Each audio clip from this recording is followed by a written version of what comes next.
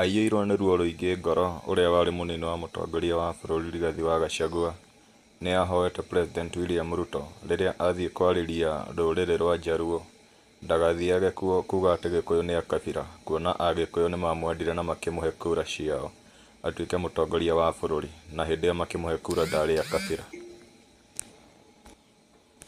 Gachagua akwaragia arĩ kaunti-inĩ ya Nyandarua hĩndĩ ya mathiko ma mũmbunge wa kũu ũgwĩtwo Kĩaraho, rĩrĩa rĩrĩ rita rĩa mbere nĩ macemanirie na President William Ruto kuma rĩrĩa ahagũrirwo nĩ mbunge ya bũrũri, itua rĩrĩa rĩacokire gũkindĩrwo nĩ mbunge ya na kuomba from today, my brother William Ruto, ukienda kwa Wajaluo hapana tukana sisi ati sisi ni wakabila. We are not tribal. Tulikuchagua, you are not a Kikuyu, tukakupatia kura zetu. Tafadhali na kuomba, going forward, don't abuse our community. Let us be. Wacha tukae tu namna hiyo kwa amani.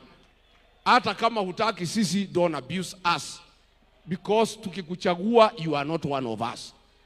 But we loved you, we supported you, and Gachagua oho nĩ ahoete President William Ruto kũhũthĩra hinya ũrĩa naguo wa gĩthirikari gũtigĩrĩra nĩ ahukia njohi njũragani gĩtarũ-inĩ kĩa Mount Kenya.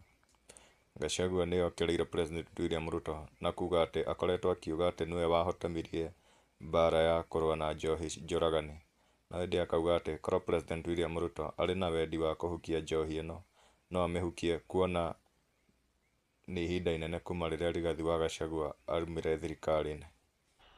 Si mimi ni mzee? Mzee aongee asiongee? Mzee aongee asiongee?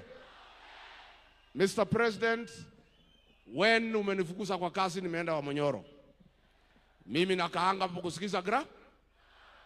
Hata Uhuru Kenyatta ameenda Ichaveri anasikiza.